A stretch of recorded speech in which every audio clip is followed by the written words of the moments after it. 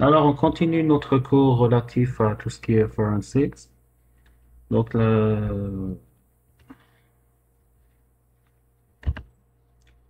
va un peu essayer de voir le cycle de vie qui est utilisé lorsqu'on fait un processus d'investigation forensics. Donc, généralement, lorsqu'on est devant une scène de crime, on devra d'abord identifier les objets qui se trouvent dans la scène. Ensuite, on doit collecter les preuves. Préserver les preuves, c'est l'une des phases les plus importantes et les deux actions, à vrai dire, c'est des actions atomiques. Quand on parle d'actions atomiques, ça veut dire que c'est des actions qu'on ne peut pas séparer. Je ne peux pas collecter sans préserver, comme je ne peux pas préserver sans collecter. Ensuite, on devra analyser nos preuves et, pour finir, faire notre rapport. Comme vous l'avez vu la dernière fois, on va commencer par la phase d'identification. Donc la phase d'identification qui est la première phase. Donc, quelque part là, nous avons fait déjà la première phase de vérifier est-ce qu'il y a eu un incident ou il n'y a pas eu d'incident, etc. D'accord? Donc, souvent, comme je l'ai dit la dernière fois, nous avons tendance à penser qu'une scène de crime, c'est quelque chose de très nickel, où il y a des preuves qui sont là, il y a un PC, une imprimante, un scanner, un clavier, peut-être une tasse de café, etc. Et qu'il suffit de venir, d'allumer le PC, de prendre les preuves qu'on veut et de repartir. Malheureusement, ça, vous le trouverez dans un monde idéal ou bien chez une personne très, très, très organisée. Mais comme on l'avait vu la dernière fois, souvent les scènes de crime, ça ressemble à ça. Donc, c'est un imbroglio d'objets, de choses qui s'entremêlent, qui se mélangent, etc.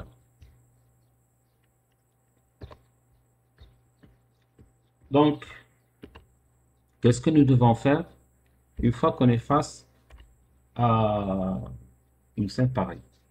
Donc, généralement, on avait dit qu'il faut collecter les objets et les protéger. Collecter, ça veut dire quoi? Ça veut dire saisir certains objets. Alors, il y a une chose que toute personne qui fait du forensic ne devrait pas oublier, c'est que tout objet peut éventuellement contenir une preuve. Quand on dit tout objet peut contenir une preuve, on ne parle pas du PC, évidemment. On parle vraiment de tout type d'objet. C'est pour cela qu'on vous demande généralement de noter avec détail tous les objets que vous avez trouvés. Donc, il faudra enregistrer chaque objet et il est préférable de prioriser les objets lors de l'examen. Prioriser les objets, ça veut dire quoi? Ça veut dire quand vous allez voir votre scène de crime, c'est de dire quel est l'objet le plus important par rapport à un autre? Quel est l'objet par lequel je dois commencer mon examen en détail? À votre avis, comment est-ce qu'on peut, par exemple, entre deux téléphones, si je prends l'exemple entre deux téléphones, on vous dit qu'il faut toujours différencier, par exemple, entre le téléphone que vous allez trouver sur un suspect et le téléphone que vous allez trouver dans un placard ou bien dans un tiroir. Et là, entre les deux objets, vous allez avoir deux niveaux d'examen différents. À votre avis, pourquoi? Alors, Seba, si vous êtes là, pourquoi est-ce qu'on va différencier entre le téléphone qu'on va trouver sur un suspect et un téléphone qu'on va trouver dans un placard?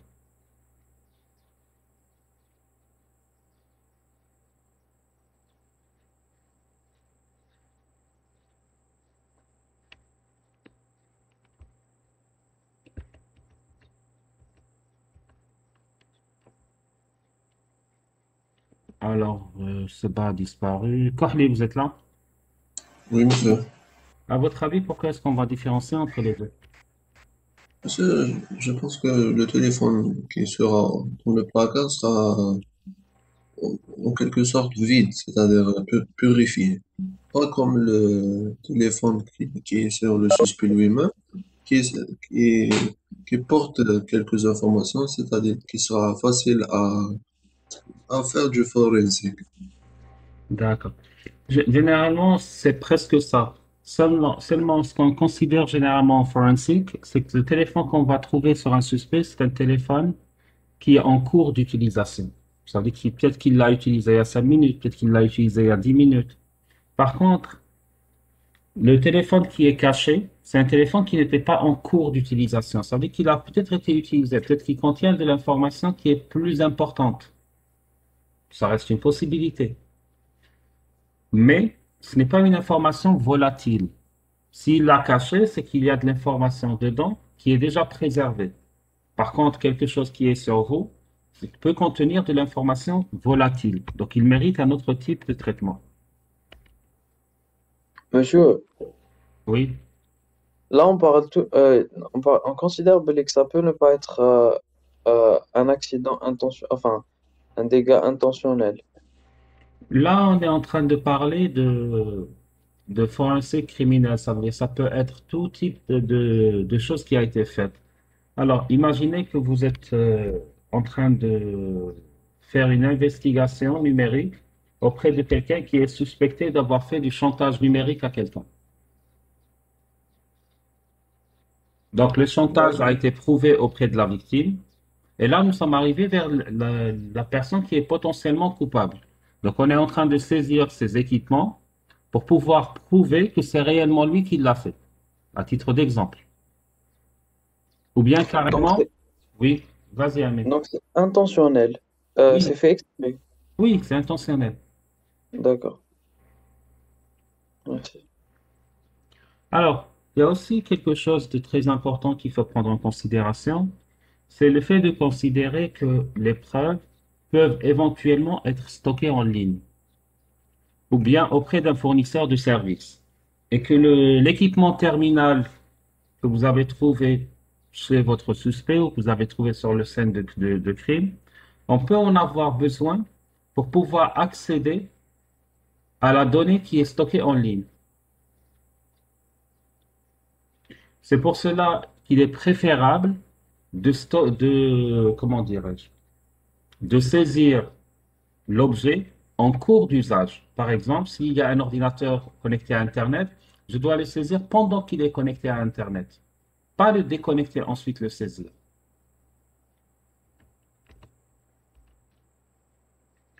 Il faut aussi considérer que l'environnement d'une scène de crime,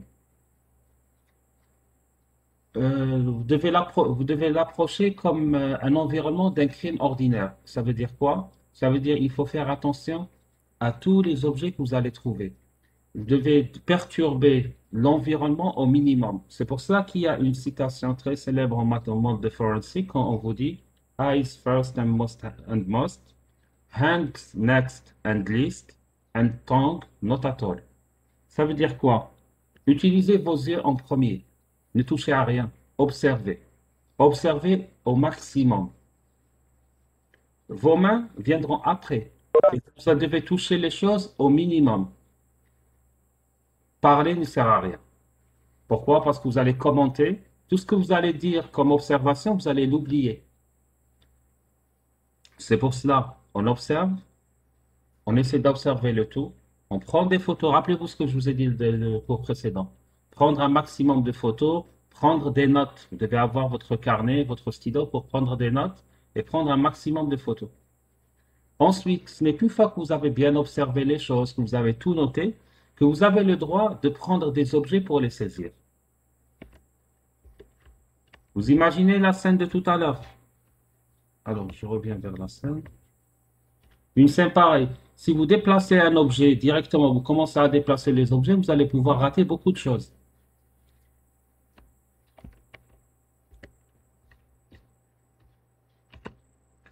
Alors, toujours au niveau des scènes de crime, on vous parlera de quarantaine. Alors, on vous dit la première chose, c'est de mettre la scène de crime en quarantaine.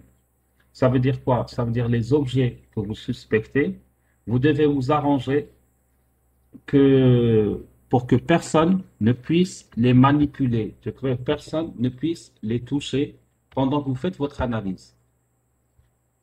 Maintenant, pourquoi est-ce qu'on veut éviter que les objets ne soient touchés?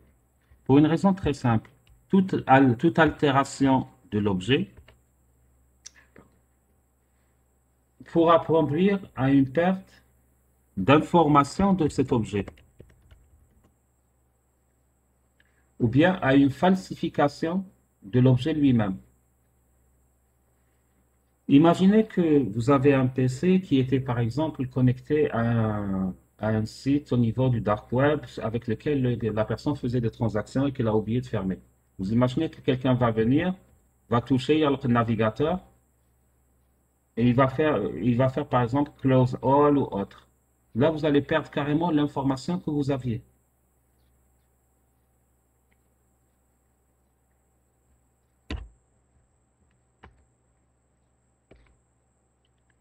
Ensuite, vous devez faire ce qu'on appelle l'enregistrement de l'état.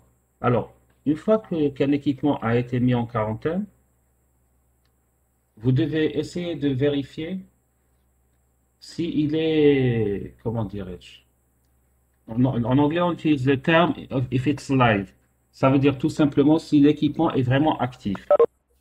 Alors là, qu'est-ce que vous devez faire? Vous devez enregistrer l'état le plus complet que possible en utilisant par exemple des croquis, des photos, des notes que vous devez prendre qui concernent la description exacte de ce que vous êtes en train de voir. Et vous devez résister à toute envie d'utiliser, disons, vos propres connaissances et votre propre maîtrise du forensics, de l'informatique, pour pouvoir dire, voilà, je suis informaticien, je vais directement aller récupérer de l'information. Ça, vous ne devez jamais le faire en premier lieu. Tout d'abord, vous devez essayer de décrire tout ce que vous voyez. Alors, à votre avis, quelles sont les informations que vous allez essayer de décrire? Alors, on va poser la question. Monsieur Arnaud, si vous êtes là. Ouais, Alors, qu'est-ce que vous allez essayer de décrire? Supposons que vous êtes en face d'un PC. euh, l'état des choses, Quels s'il a états? l'air, C'est ça ce s'il que a je... l'air d'être souvent utilisé ou pas. Pardon? S'il a l'air d'être souvent utilisé ou pas. D'accord, quoi d'autre? Les Comment vous allez, caractéristiques, comment vous allez savoir s'il a l'air d'être souvent utilisé ou pas? bah, s'il y a de la poussière partout, même sur le clavier et tout. D'accord, quoi d'autre? J'essaie de décrire l'état extérieur du système. Ça veut dire quoi l'état extérieur? S'il est en bon état ou pas. D'accord, quoi d'autre? Par exemple. Hmm,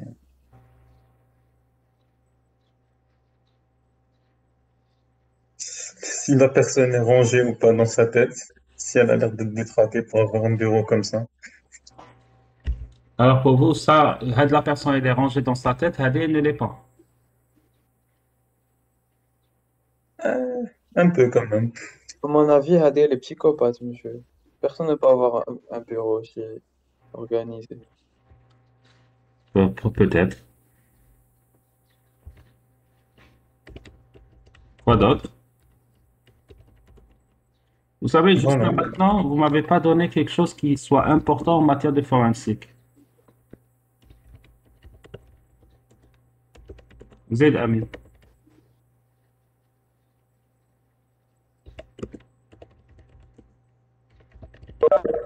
Quelque chose d'important pour nous, c'est juste en observant l'état extérieur. Ouais.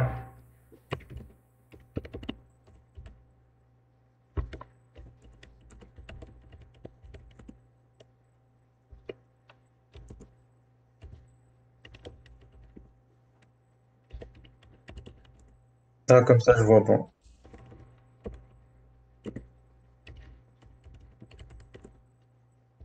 D'accord. Est-ce que quelqu'un peut compléter?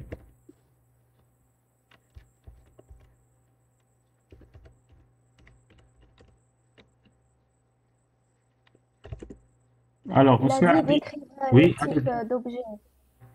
allez-y, oui, Il a dit qu'il faut décrire les types d'objets trouvés. d'accord. Par exemple, Par exemple, les classes, c'est ça, c'est des smartphones, un d'accord, téléphone ou un pardon. PC. Non, non, je vous parle du PC, par exemple, uniquement. Comment vous allez décrire le PC? Si c'est un portable ou la fixe, D'accord, est-ce qu'il a juste l'unité centrale ou l'écran, etc. d'accord, Si c'est un serveur ou là, un PC terminal, ça va. d'accord. Il y a une information très importante que واحد ما قالها لي pour le moment. S'il est branché à un réseau, Avant, avant qu'il soit branché à un réseau. Branché à un réseau est une Est-ce qu'il est information. allumé ou pas? Voilà. Est-il allumé ou non? Est-ce qu'il marche ou là là là? Est-ce qu'il est en état de marche ou là ou pas fait? Parce qu'il est en état de marche, il est éteint. Est-ce que c'est différent pour vous? C'est Oui, c'est radicalement différent. Un PC allumé, un PC éteint, c'est deux choses différentes. Un PC éteint, qui m'a la route, tu l'emballes. Un PC allumé, tu ne peux pas l'emballer directement. Est-ce que vous êtes d'accord au moins?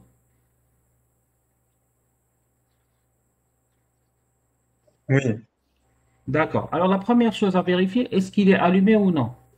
Deuxième chose, est-ce qu'il est connecté physiquement? Par exemple, est-ce qu'il y a un câble RJ45 Raj? Et là, il y a un câble RJ45 Raj, il faut suivre le câble du regard. Voir, est-ce qu'il est connecté à un routeur? Est-ce qu'il est connecté à une prise murale? Est-ce qu'il est connecté ailleurs pour savoir où il est reconnecté? Troisième des choses, est-ce qu'il y a des ports USB branchés? S'il y a des ports USB branchés, où est-ce رايحين? Parce que des fois, vous avez un câble USB branché, vous allez voir que le câble داخل في الحيط.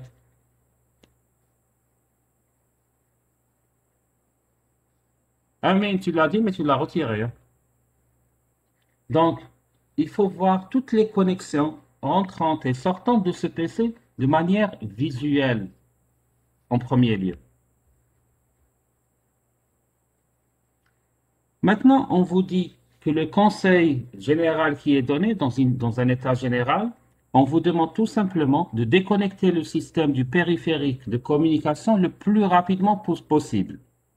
Et souvent, on vous demande de le faire avant la fin de l'enregistrement de l'état. À votre avis, pourquoi est-ce qu'on vous demande de faire ça?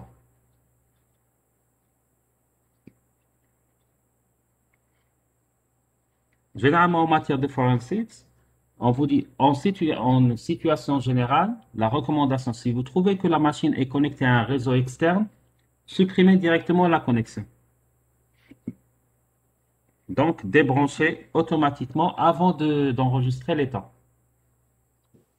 Monsieur, le suspect peut supprimer les données Voilà. critiques à distance.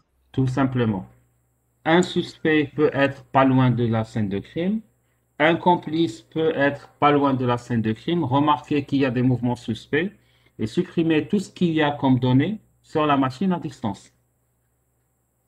Cependant, ceci peut présenter certains risques.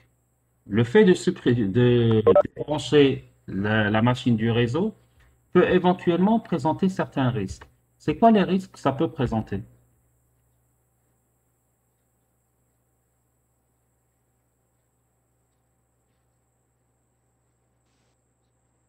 Monsieur, le suspect a peut-être installé un programme qui supprime tout si la machine est déconnectée d'Internet ou quelque chose. Alors, effectivement. Alors, généralement, vous avez deux risques majeurs lorsque vous allez supprimer la connexion. Soit une suppression possible des données, donc soit les données en local peuvent être supprimées par un processus qui est déjà mis en place par le suspect lui-même, soit tout simplement vous allez alerter le suspect. Comment vous allez l'alerter? Tout simplement parce qu'il a fait un processus de monitoring sur sa machine. Dès qu'il y a une déconnexion, il y a une alerte. Ça, vous pouvez le faire facilement, même à votre niveau. Sur votre téléphone, le téléphone, par exemple, il ping votre laptop à la maison chaque 30 secondes. Si le ping ne passe plus, ça veut dire que la machine est déconnectée. Vous êtes alerté qu'il y a un problème. À titre d'exemple, ça, c'est le programme le plus simple que vous pouvez faire. Et le fait qu'il soit alerté peut lui donner le temps de détruire toutes les preuves qu'il a sur lui. Par exemple, les preuves qu'il a sur son téléphone, les preuves physiques qu'il peut posséder. Alors, ça, c'était par rapport au premier aspect des choses qui est le réseau.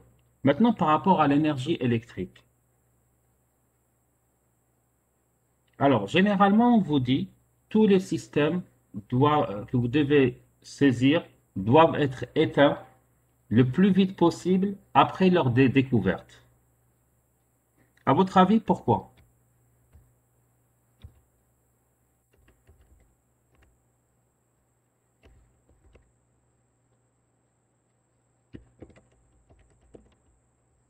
Monsieur Ahdibi,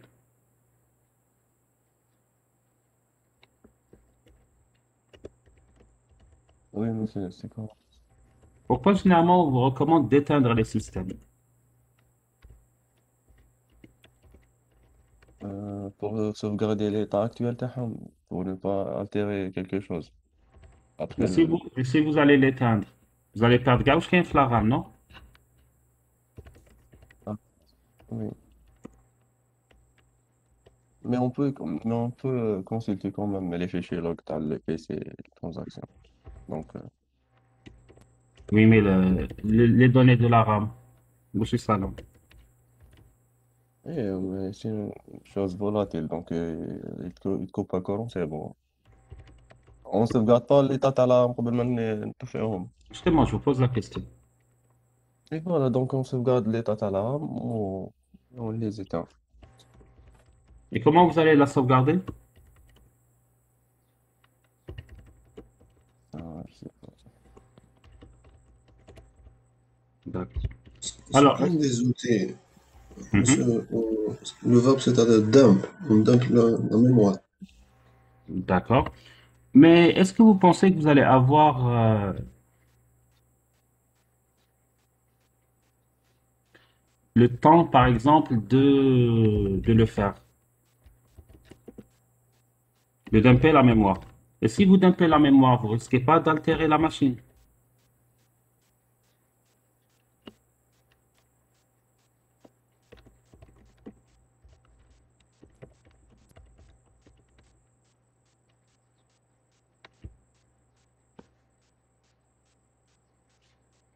Alors, il faut savoir généralement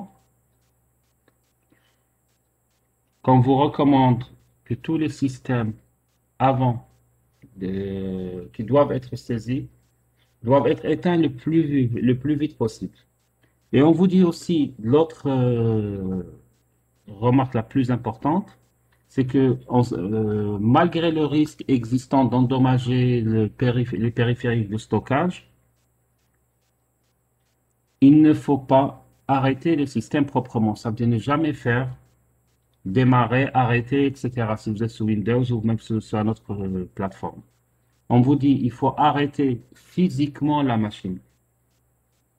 Pourquoi est-ce qu'on vous dit qu'il faut arrêter physiquement la machine? Là, on parle, s'il vous plaît, du cas général, hein. On n'est pas en train de parler de cas particuliers. Alors, on arrête physiquement la machine tout simplement parce que lorsque vous allez arrêter la machine de manière logicielle, il faut savoir que l'expression normale d'un système d'exploitation va enclencher un certain nombre de programmes qui se trouvent déjà au niveau du système d'exploitation. Et parmi ces programmes, le titulaire de la machine, le propriétaire de la machine, peut tout simplement avoir programmé sa machine pour qu'au moment de l'arrêt, elle supprime beaucoup de données. Et il faut savoir aussi que le processus d'extinction logicielle d'une machine va modifier l'état même de la machine en fermant certains processus et autres. Par contre, si vous allez faire un arrêt brusque de la machine, beaucoup de processus resteront en mémoire, du moins la mémoire swap qui est au niveau du disque, que vous allez pouvoir récupérer par la suite lorsque vous allez copier le disque dur. Est-ce que c'est clair pour tout le monde?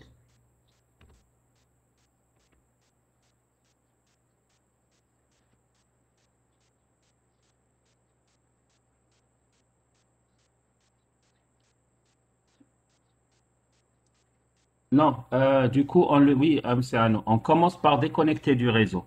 C'est la première chose que vous allez faire. Ensuite, vous allez l'éteindre.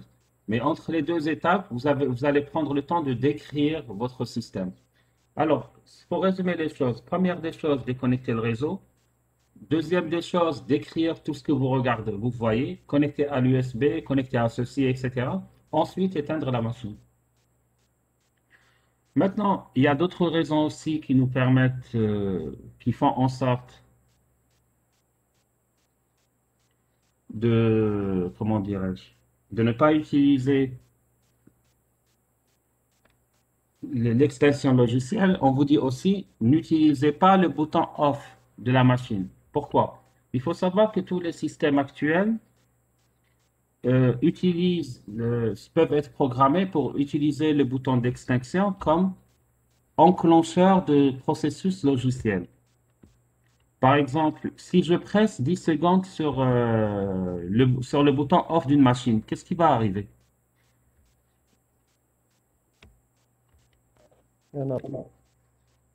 J'entends pas. Rien. Genre, comme si on l'a fait manuellement Comme si on a fait? avec la souris, donc démarrer, arrêter. D'accord.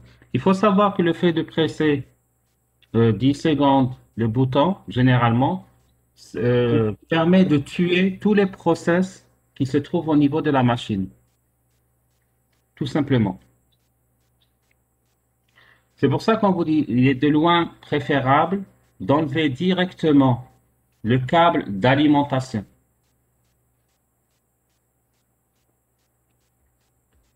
Monsieur, quand le câble d'alimentation, les données ما يروحوش من la RAM. Non, les données هيروحوا من la RAM. Et on gagne quoi? Tout simplement, vous allez gagner le fait que la mémoire swap, vous allez la récupérer. Ah, d'accord.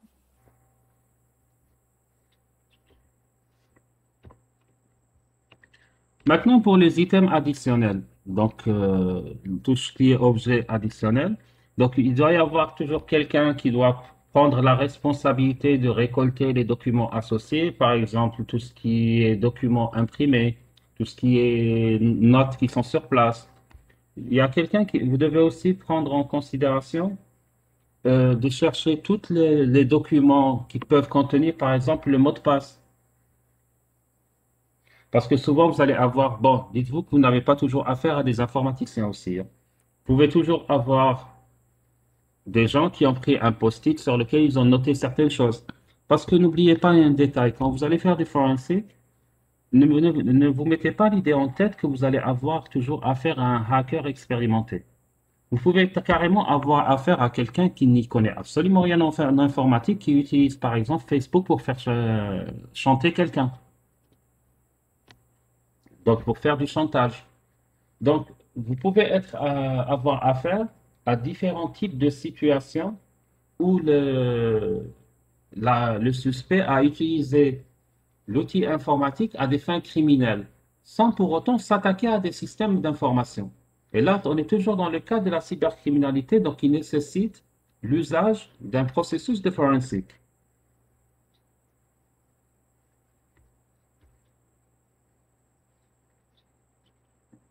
Maintenant, vous avez toujours la possibilité aussi de poser la question à l'utilisateur ou bien carrément au propriétaire à propos du mot de passe, ou bien lui poser la question, c'est quoi le système de chiffrement qu'il a mis en place?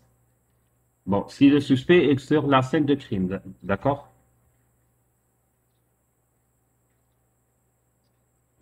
Alors, Qu'est-ce que vous allez saisir aussi? Généralement, vous allez être amené à saisir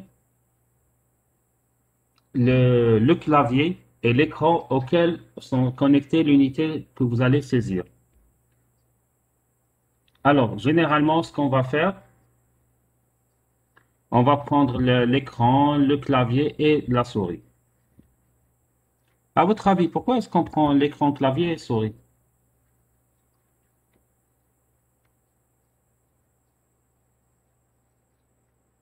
Pour les empreintes.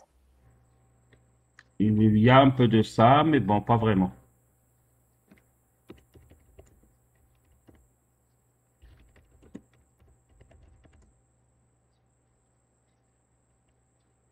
Réfléchissez.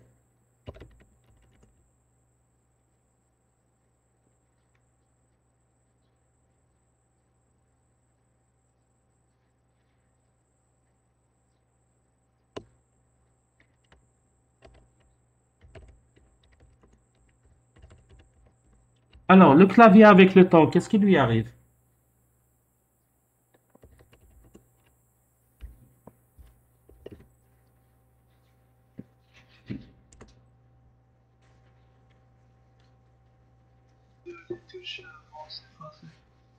Je vous entends mal, essayez de parler plus haut. Les touches peuvent s'effacer, monsieur. Voilà, certaines touches peuvent s'effacer. Et effectivement, avec un clavier qui a subi de l'usure, on peut voir quelles sont les touches les plus utilisées. Et généralement, les touches les plus utilisées vont aider les experts à essayer de retrouver certains types de mots de passe ou bien à faciliter la recherche de mots de passe. Je ne parle pas forcément du mot de passe du PC lui-même, mais on parlera du mot de passe utilisé pour des sites sur lesquels le suspect a l'habitude de se connecter le plus souvent. Par la même occasion, on va vous demander de saisir toutes les unités électriques que vous allez trouver, donc tous les blocs d'alimentation, les onduleurs, etc. Tous les disques durs que vous allez trouver qui ne sont pas forcément connectés à l'intérieur de la machine, tous les dongles. Alors, un dongle, c'est quoi? C'est tout type d'équipement physique externe connecté à la machine dans un but d'authentification ou autre. Et bien sûr, tous les lecteurs physiques externes. À vrai dire, vous allez saisir tout ce qui est connecté ou qui est connectable à la machine.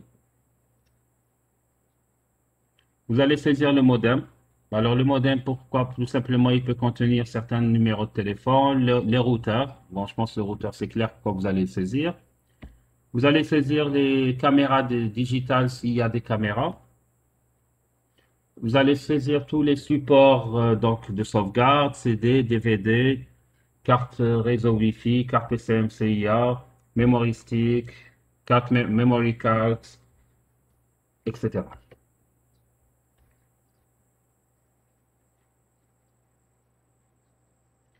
Maintenant, il faut savoir aussi que toutes les preuves que vous allez récupérer doivent être mises dans des sacs spéciaux dédiés à cet effet et ces sacs doivent être étiquetés. Alors, pourquoi est-ce qu'on les met dans des sacs? Alors, généralement, c'est des sacs électrostatiques, donc que vous trouverez dans le commerce généralement. Alors, même en Algérie, ceux qui vendent les pièces détachées pour PC et tout, les sacs électrostatiques, vous les trouvez. Généralement, on les met dans des sacs électrostatiques pour éviter tout simplement de détériorer les équipements suite aux décharges électriques. L'identification, parce que bon, si vous êtes dans le domaine du forensics, il va falloir identifier la scène de crime, identifier la date de saisie, l'heure de saisie, le nom de l'équipement, etc. Avec son numéro de série. Rappelez-vous, parce que plus tard, à tout moment, les preuves peuvent être remises en cause. Il faut savoir aussi que une des règles de base qu'on utilise en forensics, c'est que les objets que vous voyez ne reflètent pas forcément la réalité. Ça veut dire quoi? Ça veut dire l'objet peut ressembler à quelque chose, mais réellement, il a une autre fonctionnalité. Je vais vous afficher une photo maintenant.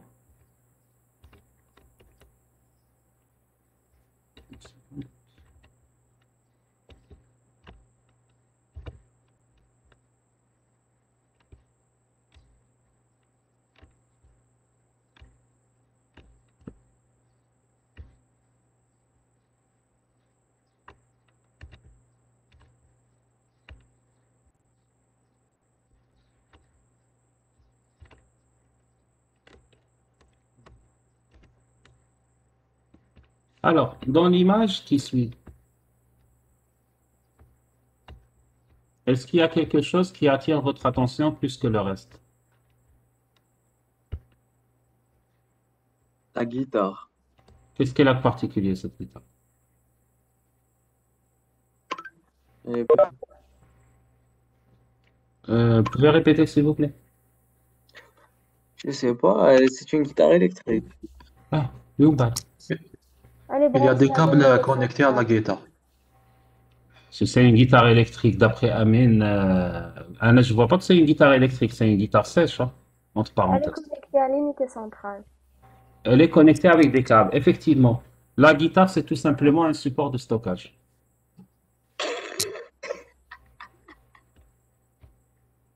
Amine, ça c'est une guitare sèche, hein, c'est pas une guitare électrique. بدلتنا والله ما تحكي. Non, là, j'ai déjà vu des guitares comme ça. Mais c'est électrique, c'est électrique, genre pour le haut-parleur. Voilà, par exemple. D'accord.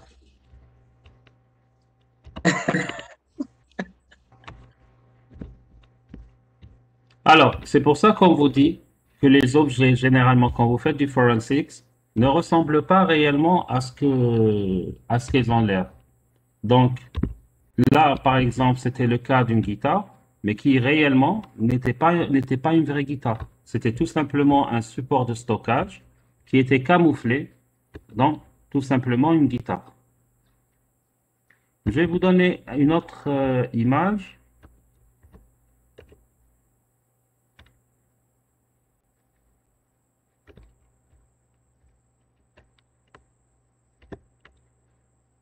Alors, quand vous regardez la photo de gauche, c'est tout simplement un jerrycan un jerrycan d'essence, mais réellement, c'est l'unité centrale. Donc, quand la personne va la mettre comme ça dehors, pour tout le monde, ce n'est qu'un jerrycan d'essence. Quand il veut l'utiliser, il fait la fait rentrer chez lui, il va la brancher. Donc, voilà un autre cas, par exemple, où quelqu'un a pris ses précautions de protéger son équipement. Vous imaginez que vous rentrez dans le bureau de votre suspect, vous allez chercher, vous allez trouver un écran, vous allez trouver un clavier, vous allez trouver la souris, mais pas d'unité centrale. Or, l'unité centrale est mis sous forme de bidon collé contre un mur dans un garage. Puis le garage, c'est à sa maison. C'est une protection que le suspect a pris pour éviter que si quelqu'un arrive, il puisse prendre son unité centrale.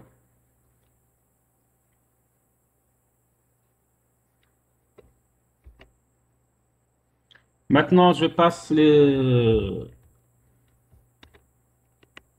les cas où vous avez les supports USB maintenant qui peuvent prendre n'importe quelle forme. Bon, je peux vous donner une image à titre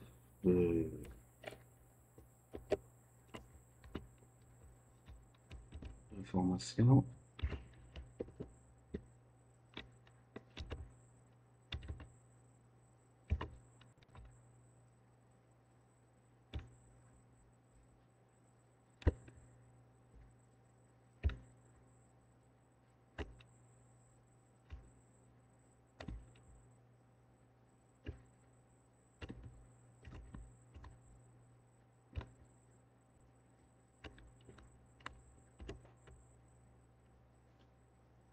À titre d'exemple, voici différents supports USB qui peuvent contenir de l'information. Ça peut être un porte-clés, ça peut être un jouet, ça peut être un faux doigt, ça peut être une montre.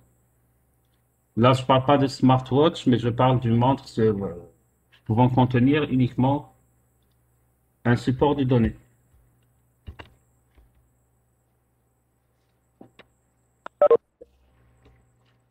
Donc, c'est pour ça qu'on vous dit généralement que la recherche de preuves demandera surtout une connaissance de de la réalité du marché. Ça veut dire que vous devez déjà être à jour par rapport à ce qui existe en matière de technologie.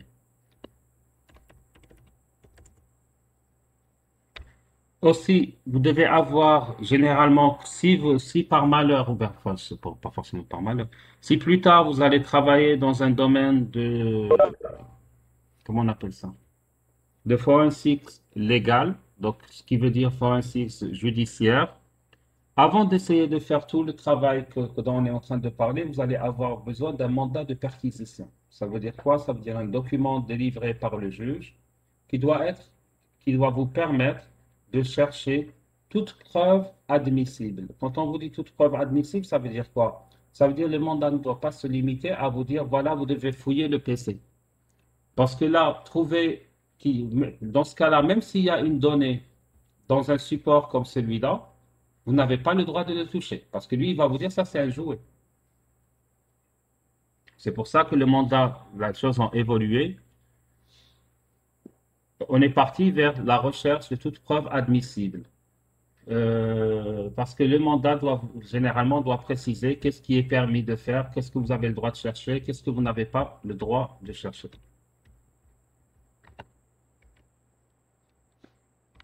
Alors, généralement, on vous dit que la sécurité des systèmes d'information, là, c'est un petit exercice uniquement. On vous dit que la sécurité des systèmes d'information est l'ensemble des moyens techniques, organisationnels, juridiques et humains nécessaires et mis en place pour conserver, rétablir, garantir la sécurité du système d'information. Est-ce que vous êtes d'accord sur cette définition déjà?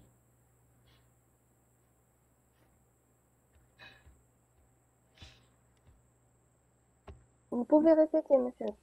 D'accord, oui, c'est bon. On vous dit, la sécurité des systèmes d'information, c'est l'ensemble des moyens techniques, organisationnels, juridiques et humains nécessaires et mis en place pour conserver, rétablir et garantir la sécurité des systèmes d'information.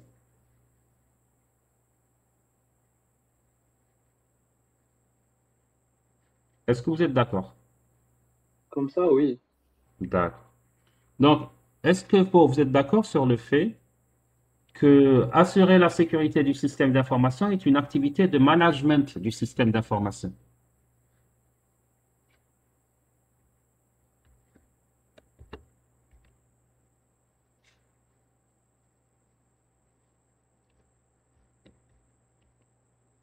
Je pense que ce sont deux choses différentes. C'est quoi la différence? Management, c'est gérer Oui. le système d'information. Je trouve que c'est deux départements différents. Oui, mais tout à l'heure, vous m'avez dit que la sécurité, c'est l'ensemble des moyens techniques, organisationnels, juridiques et humains nécessaires à la mise en place, nécessaires et mis en place pour conserver, établir, garantir la sécurité. Puisqu'on parle de moyens organisationnels, de moyens humains,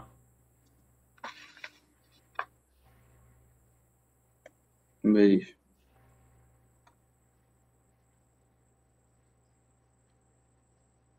alors,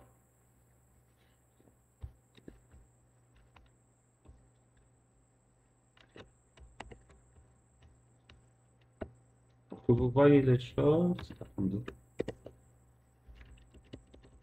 Bon, je vous ai envoyé ça via le chat, hein.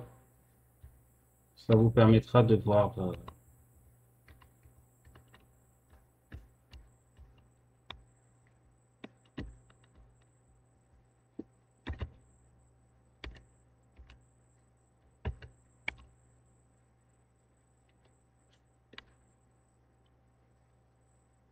Monsieur, Mhm.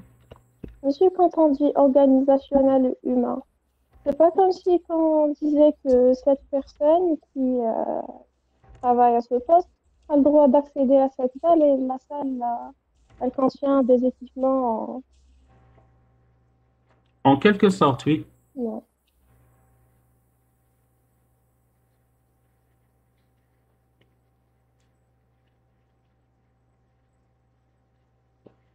Alors, je vous laisse réfléchir à ça.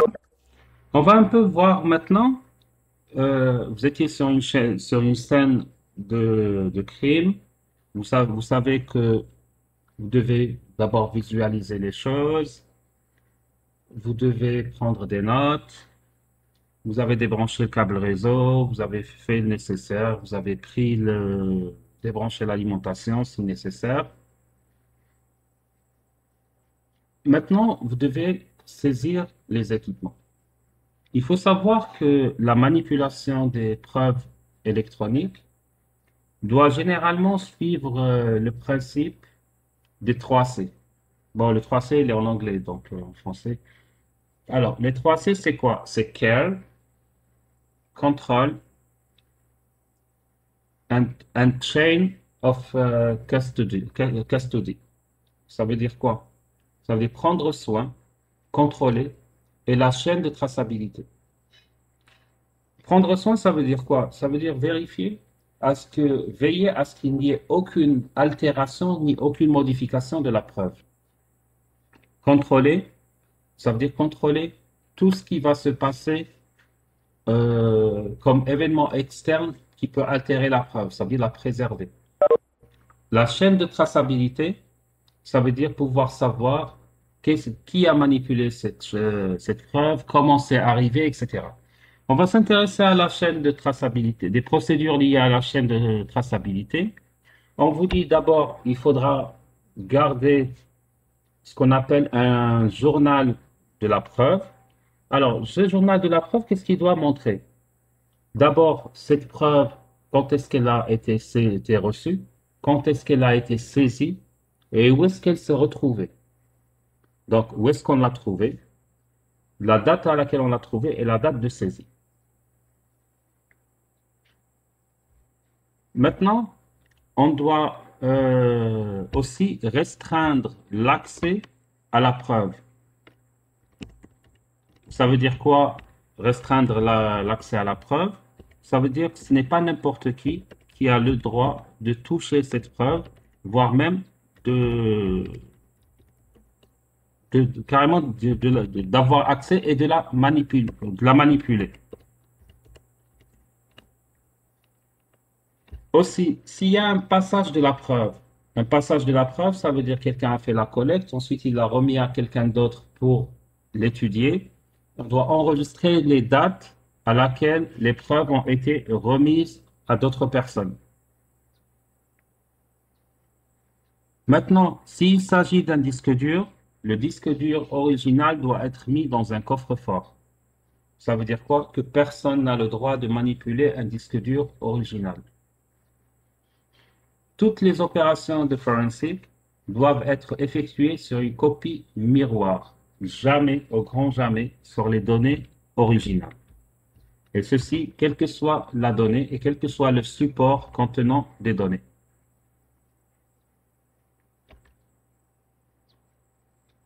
Alors, là, on a vu la première phase. Si vous vous rappelez tout à l'heure, quand on discutait, on avait mis en place un schéma. Alors, le schéma que voici, on parlait d'identification. Donc là, on vient de finir la première phase. Là, on va discuter de la phase 2 qui consiste à faire ce qu'on appelle la collecte et la préservation. Donc, comment collecter les preuves? Donc, jusqu'à maintenant, la preuve, elle est sur place. On ne l'a pas encore bougée. Vous avez préparé vos étiquettes. Vos étiquettes, vous savez à quoi elles ressemblent. Est-ce que vous voulez que je vous montre un exemple d'étiquette de preuve, d'un système d'étiquetage? Ou bien, ce n'est pas la peine? Oui. Hein. Ok, une seconde. Je cherche le fichier.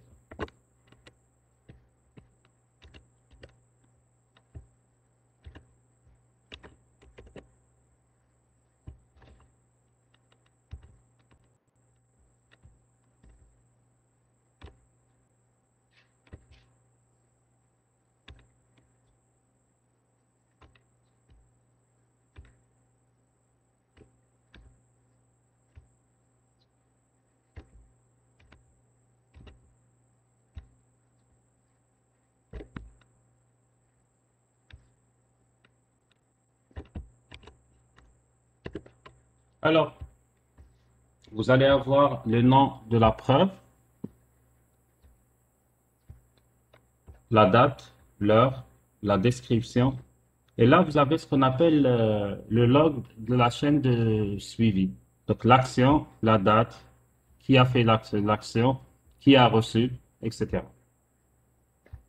Voilà généralement un exemple d'étiquettes que vous allez trouver sur n'importe quelle preuve électronique.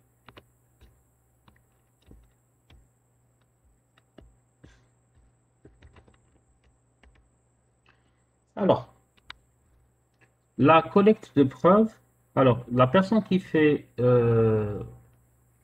la récolte de preuves doit maintenant décider comment va se faire le mode d'acquisition de la preuve. Est-ce que je dois faire de l'acquisition de preuves, ce qu'on appelle en mode live, ou bien en mode dead? Vous vous rappelez le cours précédent quand on a parlé de la live acquisition et dead acquisition. Donc, dead, ça veut dire en mode statique. Et surtout, il doit décider comment est-ce que je dois impacter les images.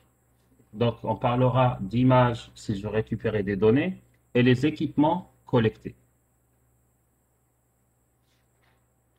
Et bien sûr, la personne qui fait du forensic devra documenter tout cela sur place. Donc, sur place, quand il prend sa décision, il doit tout mettre par écrit dans son rapport ou bien dans les notes qu'il est en train de faire. Alors, quand il s'agit d'une acquisition live, la personne qui fait l'investigation ne sait pas encore ce que l'attaquant a bien pu faire au système durant la phase de compromission. Donc là, il est dans le noir le plus total. Pour cela, il sera obligé d'utiliser un ensemble d'outils sécurisés à partir d'un CD. Généralement, il y a deux types d'outils qu'on peut utiliser. Alors, je vous note ça. Alors, il peut utiliser soit ce qu'on appelle le Knopix standard, ou bien les outils Helix.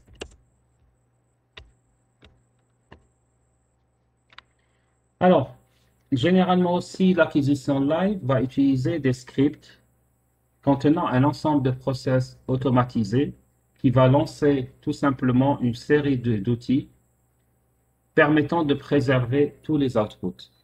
Donc, généralement, c'est des commandes que vous connaissez pour certaines, par exemple mbstate, de relever la liste des process live en mémoire, etc. Seulement, la seule différence qu'il va y avoir entre ce que vous allez faire vous-même sur votre machine ou ce qu'on fait en forensics, c'est qu'en faisant du forensics, les commandes ne seront jamais saisies sur la machine elle-même. On va essayer de se connecter à la machine via une autre machine et d'exécuter les commandes de l'extérieur sans à aucun moment altérer l'état de la machine qu'on est en train d'analyser. Par exemple, si je veux récupérer l'état des processus actifs,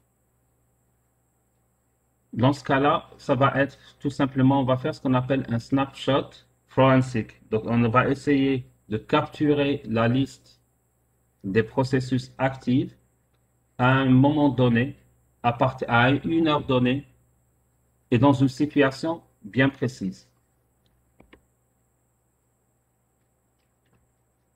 Alors, il faut savoir que quand on fait ce qu'on appelle du forensic active, live plutôt, il devient assez critique de protéger les équipements Wi-Fi. Par exemple, si on prend, là on ne parle pas uniquement d'un PC pour lequel vous pouvez carrément enlever le câble réseau, dans le cas où il n'y a que le câble réseau, mais on va essayer de parler d'un téléphone ou bien on va essayer de parler d'une tablette. Une tablette, vous n'avez pas le droit, par exemple, de rentrer, de modifier les paramètres pour la mettre en mode avion ou autre. Parce que là, on va vous dire, vous avez carrément altéré le système, contrairement au fait d'enlever un câble externe. Donc là, ça devient un peu plus compliqué. C'est pour cela que vous allez remarquer que les gens qui s'occupent du forensic vont disposer de ce qu'on appelle des mallettes spéciales, voire même de sacs spéciaux. C'est ce qu'on appelle des parabens wireless bag. Donc, c'est tout simplement des sacs qui empêchent l'accès des différents types de réseaux, bien de différents types d'ondes. Attendez, je dois avoir une photo quelque part. Accordez-moi 30 secondes, le temps de vous trouver l'image.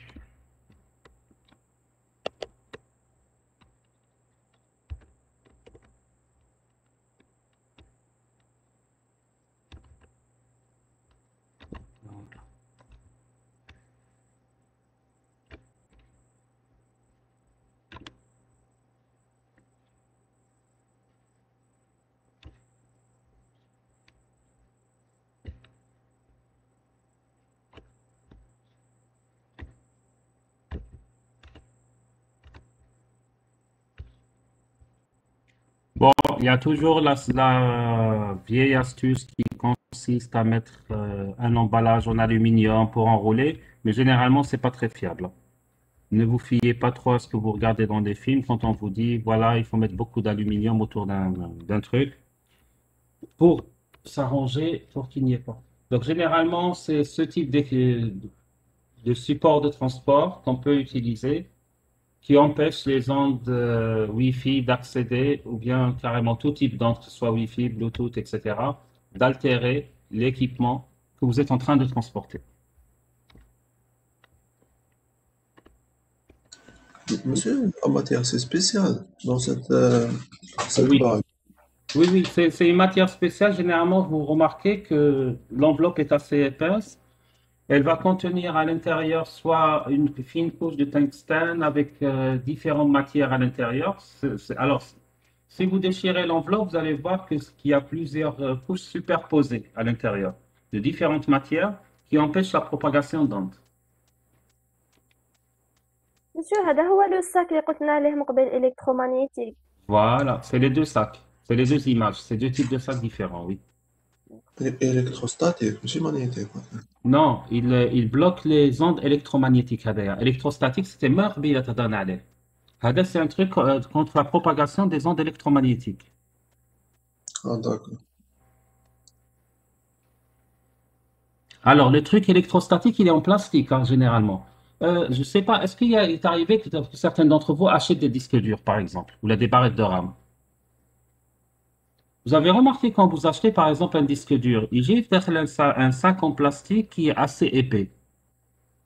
Oui, Avec le sac en plastique assez épais, c'est un sac anti-électrostatique, anti-décharge électrostatique. Avec, il est facile. Ça reste quand même de la matière plastique sans plus. Par contre, quand on parle de sac anti-propagation électromagnétique, là, ça devient un peu plus compliqué. C'est comme, par exemple, les chambres ancoïdes. C'est des chambres contre les propagations électromagnétiques. Alors, maintenant, si nous arrivons au stade où il faut faire une acquisition statique, donc ce qu'on appelle le dead forensic. Généralement, quand on fait du dead forensic, ça veut dire déjà la machine elle est off, donc elle est éteinte, que le disque dur peut être enlevé pour prendre une image.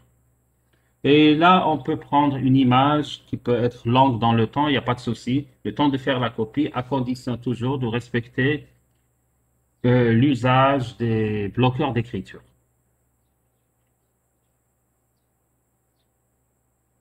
Évidemment, comme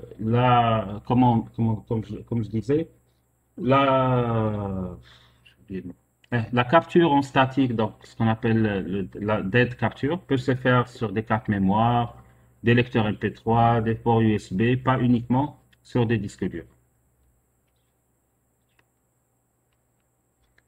Et n'oubliez pas un détail, c'est que quand on va faire l'acquisition en statique, nous n'allons pas, comme l'a fait remarquer votre camarade la dernière fois, nous n'allons pas nous limiter à recouvrir les dossiers et les fichiers se trouvant sur le disque dur, mais nous allons copier cluster par cluster. Ça veut dire même les fichiers effacés et les fragments de fichiers vont être récupérés. Il faut savoir aussi que quand on parlera de stockage de preuves numériques, il existe plusieurs formats de stockage. Il y a le format RAW, il y a les formats propriétaires, Il y a le format AFF, ce qu'on appelle Advanced Forensics Format. Et il y a le Expert Witness Compression. Alors, Deraji nous parle de cage de Faraday. Oui, la cage de Faraday empêche les propagations électromagnétiques, mais est-ce que vous imaginez que vous allez transporter des preuves dans des cages de Faraday? Une cage de Faraday doit être alimentée en électricité. Et là, ça ne devient pas évident. Donc là, il y a des matières qui absorbent déjà by design, donc de par leur implémentation, leur conception, ils absorbent les ondes électromagnétiques. Par exemple, je vous donne un exemple très simple. Le tungstène est une matière qui empêche la propagation des ondes électromagnétiques. Lui, il ne va pas les absorber, mais il sert d'outil de réflexion. Donc l'onde, quand elle arrive, elle va se réflecter sur la matière. Donc elle ne pourra pas rentrer. Donc l'onde qui vient de l'extérieur ne peut pas rentrer. Et l'onde qui vient de l'intérieur ne pourra pas sortir.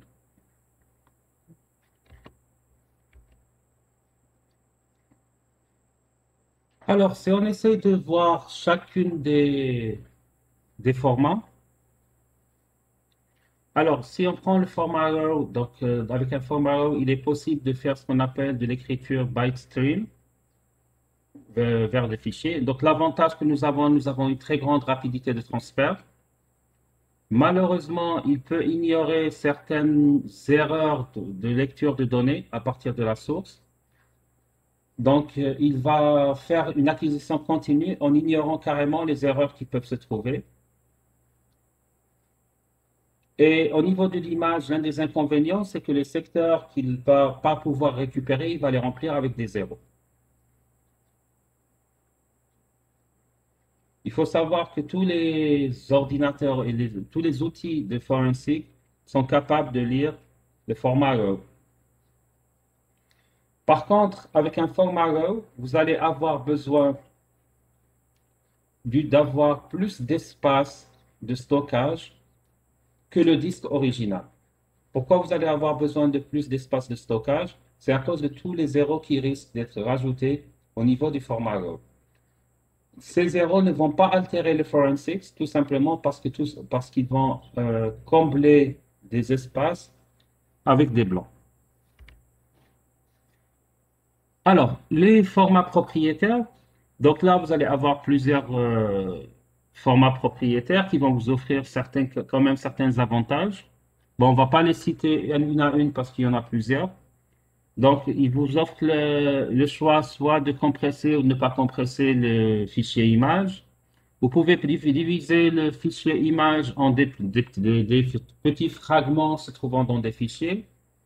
Vous pouvez intégrer de la métadonnée dans le fichier image pour pouvoir le décrire et faciliter comment dirais-je, l'utilisation par la suite. Par contre, là, nous avons deux inconvénients de taille. Nous avons une limitation de taille pour chaque volume segmenté. Donc, on ne peut pas dépasser une certaine taille. Et nous ne pouvons pas utiliser généralement les images propriétaires avec n'importe quel outil. Là, vous allez vous limiter en termes d'outils vers l'outil propriétaire qui utilise avec le format d'image. Alors, le format AFF, donc il faut ce qu'on appelle le Advanced Forensics Format. Donc, ça a été développé par Simon et Garfinkel. Donc, pourquoi est-ce que ça a été développé déjà à la base? Alors, leur but, c'était tout simplement, au début, de pouvoir bénéficier d'images, de fichiers images pouvant être compressés ou non compressés. Leur but aussi, c'était de dépasser les limitations de restriction pour quand on copie, par exemple, un disque vers une image. Donc, avec d'autres formats, on avait le problème de restriction. Ça veut dire que si la taille du disque dépassait un certain volume, on ne pouvait pas le copier dans sa globalité. Donc, on devait le copier par fragment. Il voulait aussi pouvoir bénéficier d'un espace au niveau du fichier image ou bien du fichier segmenté pour rajouter les métadonnées. Et il voulait mettre en place un format open source permettant d'être utilisé sur plusieurs plateformes et pouvant être exploité par différents types d'OS. Aussi, ils ont rajouté un mécanisme d'auto-authentification et de contrôle permettant de tout simplement de vérifier que le format qui est après la copie n'a pas été modifié, n'a pas été altéré, etc. Donc, pour les extensions qui sont prises en charge pour ce type de fichier, vous avez le point AFD, le point AFM et le point AFF pour tout ce qui est métadonnées. Alors, maintenant, la question qui se pose, c'est quelle est la meilleure méthode d'acquisition? Alors, généralement, on vous dit que il y a quatre méthodes qu'on connaît. Alors, nous avons le bitstream qui est le plus efficace quand on fait à partir une copie d'un disque vers un fichier image. Nous avons le bitstream toujours quand on fait une copie d'un disque vers un disque. Nous avons la méthode logique si on fait à partir des données, une partie des données du disque vers un disque, ou bien tout simplement ce qu'on appelle le sparse data copy. Si je copie un fichier uniquement ou uniquement un dossier. Donc, à vrai dire, à chaque situation, une des quatre méthodes est la plus appropriée.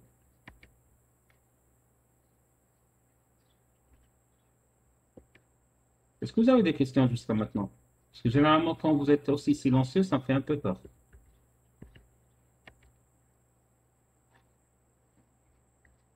Monsieur Arnaud, par exemple. Non, j'ai pas de question. J'ai été déconnecté pendant 10 minutes. D'accord, c'est pire. C'est pas ma faute. Oui, oui, c'est pas de votre faute, je n'ai pas dit le contraire. Lazali, c'est bon? Oui, monsieur. Ok, parfait.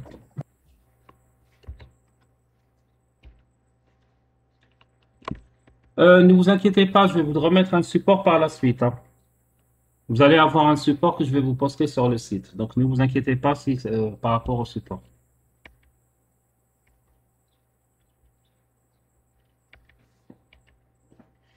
Alors, par contre, je voulais vous poser une question.